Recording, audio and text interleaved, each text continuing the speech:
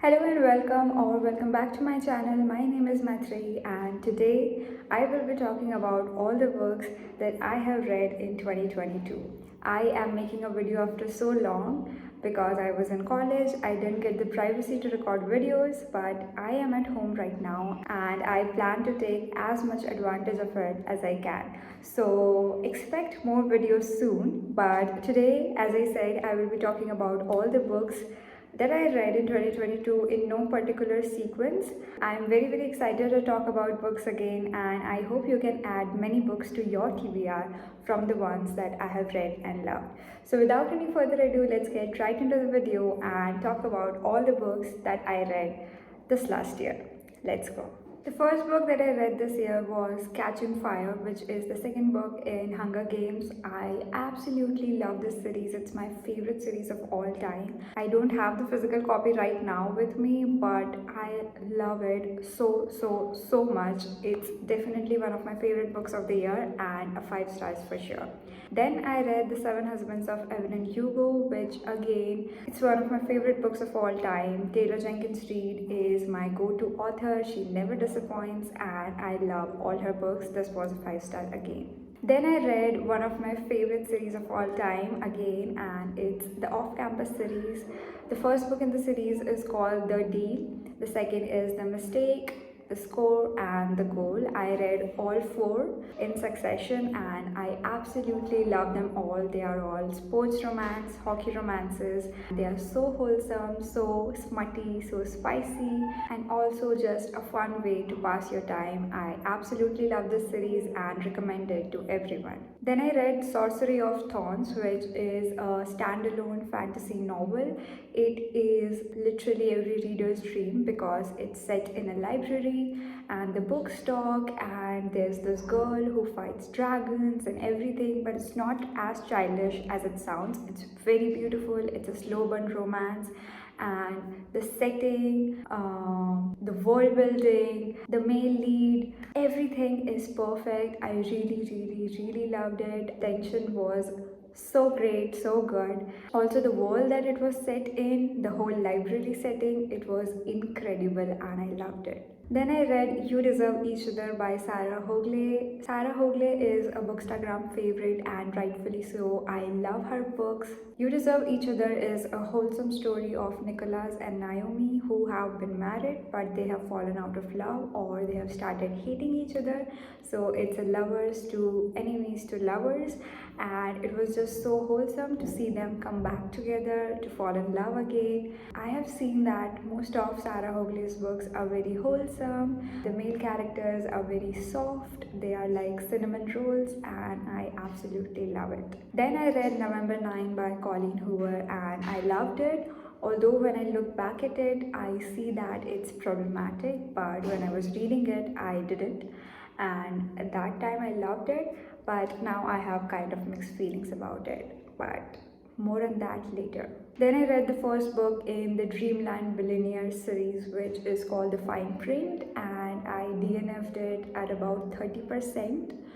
This book was not for me. It's a very hyped up book on Book Talk. It is also labeled as slow burn, but I don't see how it's a slow burn because the characters were kissing in the 6th or 7th chapter. There was no build up to it. They just were attracted to each other out of the blue, and that didn't sit right with me. I wanted some build up at least to root for the characters to be together, but there was none.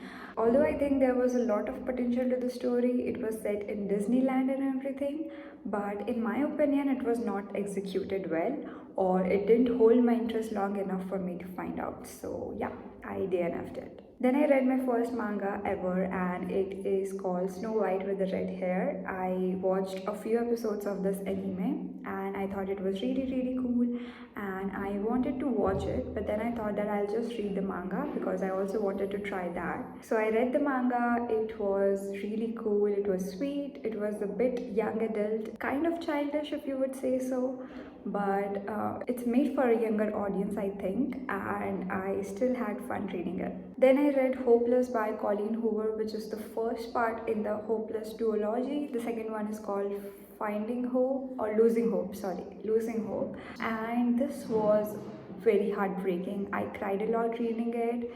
The plot twist, I did not see it coming, and overall, I enjoyed this book. And by enjoyed, I mean I cried a lot and had trauma for days. Then I read my favorite Taylor Jenkins read, and the book is called Evidence of the Affair. It is a short book. It was about 100 pages or so, so not usually what she writes.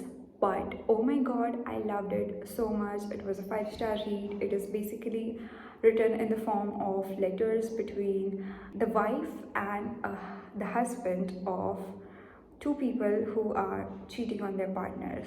I don't know if that made sense, but two people are cheating on their partners, and it's letters between those two partners.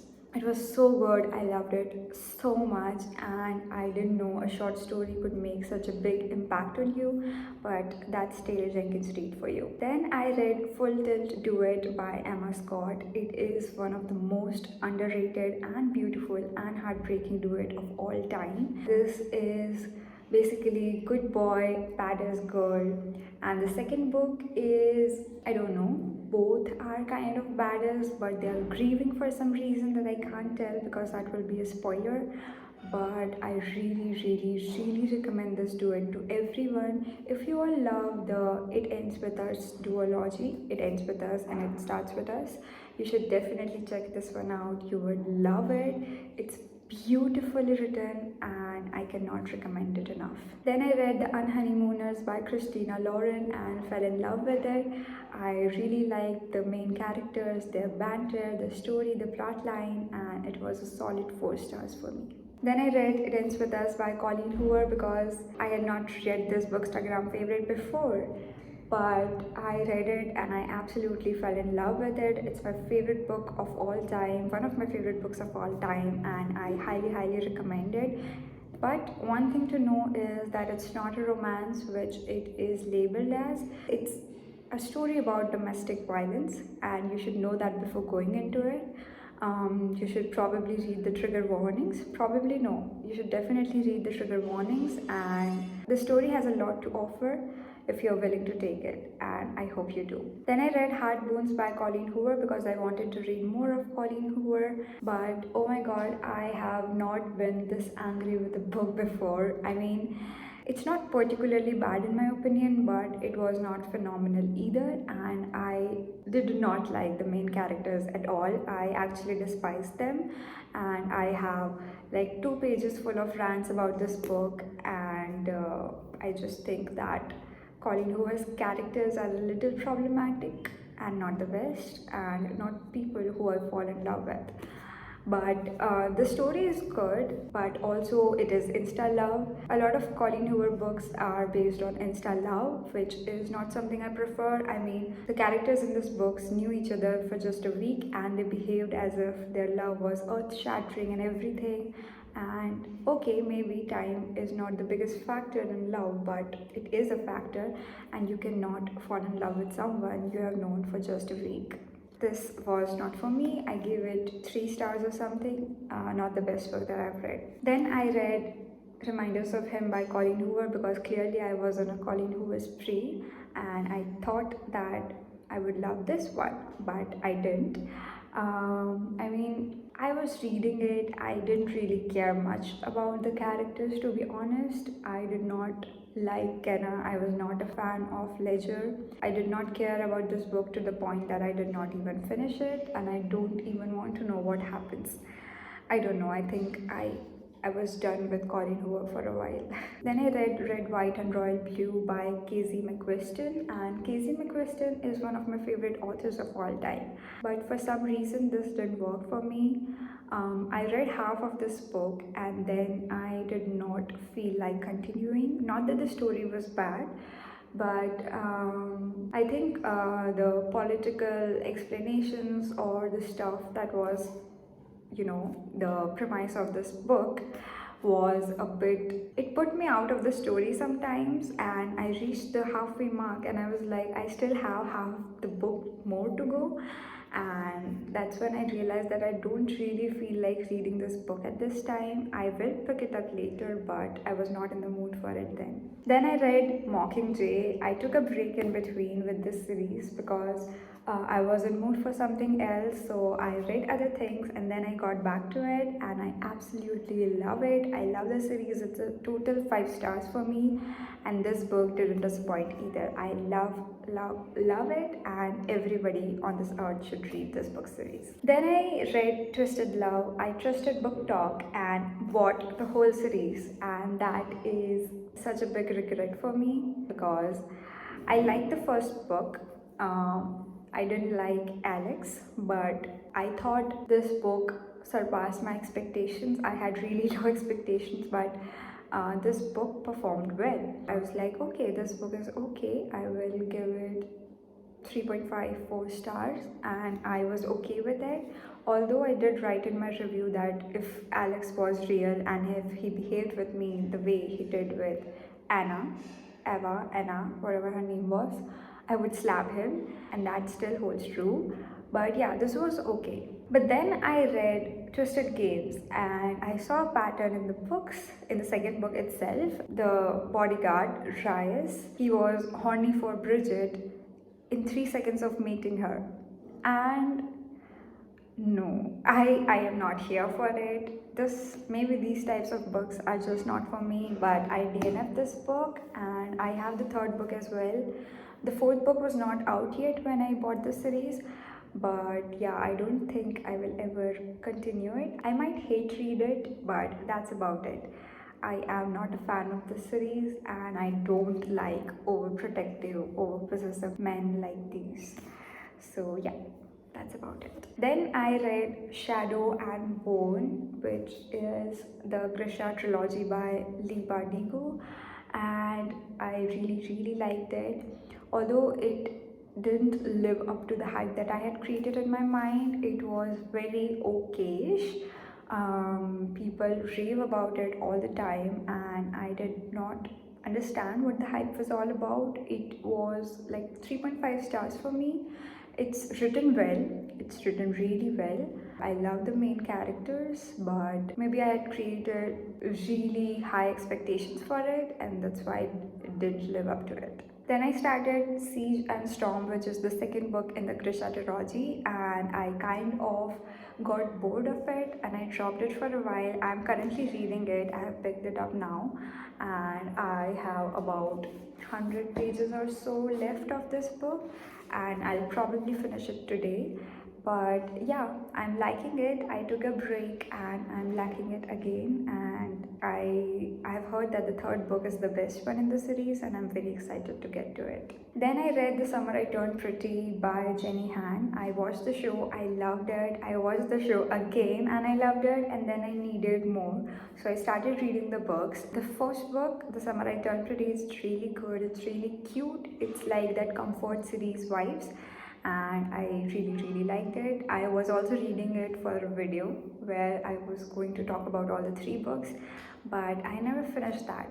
So yeah, maybe I'll finish that as well, because I have read the first 2 books and I haven't read the third book yet, so I might do that. Then again, I read the second book, like I mentioned right now. It's Not Summer Without You. It was really fun, really good, and yeah, it's just a series that you hold close to your heart, and the writing is very beautiful. It flows. You can probably finish it in 1 to 2 sittings. Then I read 7 Days in June by Tia Williams.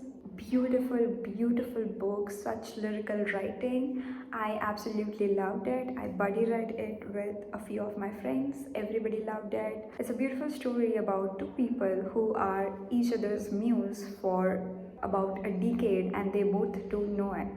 They were in love when they were in high school or college, but then they had a falling out and they wrote about each other. They are both writers, and they wrote about each other, and the other one had no idea.